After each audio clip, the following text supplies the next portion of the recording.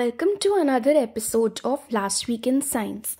This week we have the head tilt, can we control our eating speed, and greetings from far beyond. The head tilt. Are you a dog parent or a person who watches a lot of dog videos on Instagram? If the answer is yes, then the story is for you. As a dog parent, you would have seen your dogs tilting their heads to one side and would have also wondered what they mean by it and whether it is another tactic to get to eat your food. You also would have searched the internet for what this behavior could mean and would have found a lot of answers. Now the answer has come from the researchers of Eötvös Loránd University, Hungary in Europe, who studied gifted dogs. How can any dog be better than your dog? But let us just humor these researchers. These gifted dogs, which were all border collies, could remember names of more than 10 toys and would bring them when told the name. Most dogs can remember no more than 2 names. The interesting part comes when the researchers saw all these dogs tilting their heads just after hearing the word before they would go and search the toy. The researchers think that the dogs might be visualizing the toy on hearing the name or paying close attention during the head tilt. So the next time you see your dog giving the head tilt, wonder what all can be happening inside the pup's brain. And no, they haven't started any word training classes yet. Can we control our eating speed? Have you wondered when you can't stop munching those chips, what would be happening inside your body?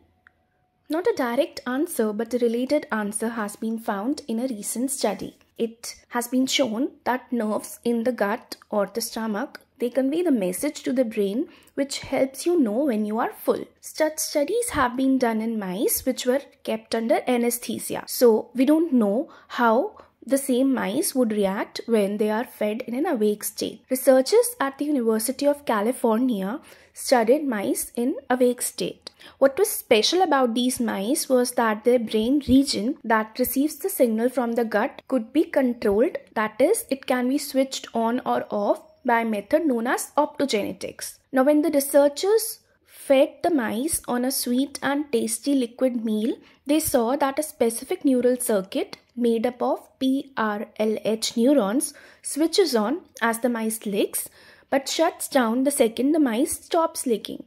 So it switches on and off with the licking of the mice. While when the mice were given this sweet liquid directly in their stomach, the circuit switches on slowly and remains active until the feeding stopped.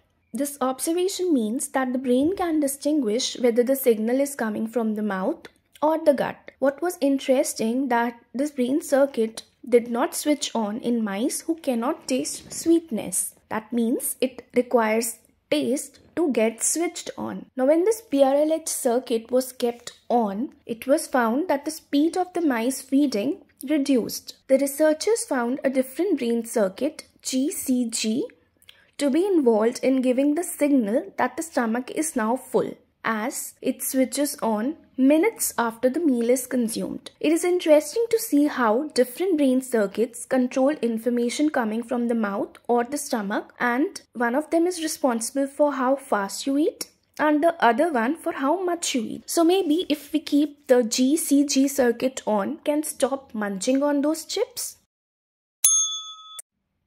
Greetings from far beyond. Cosmic rays are high-energy particles that come in contact with Earth's atmosphere.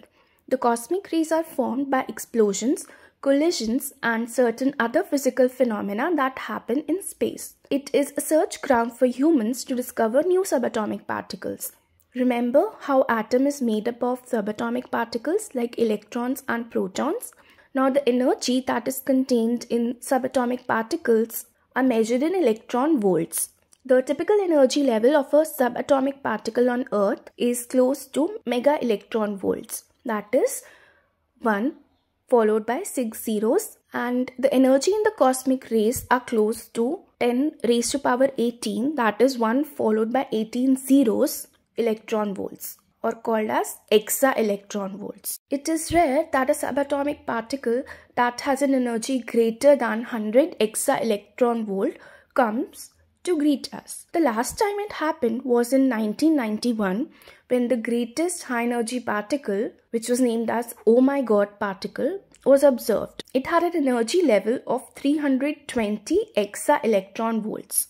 In 2021, we were greeted by an energy particle of 240 exa-electron volts.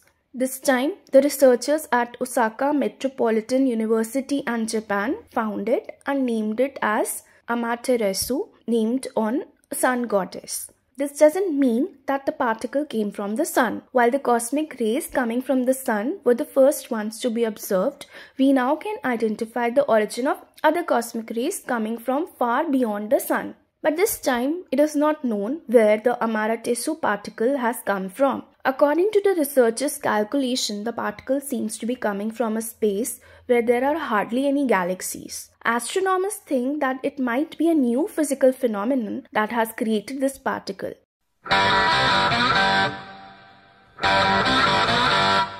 Science Bagels will be back next week with another episode of Last Week in Science.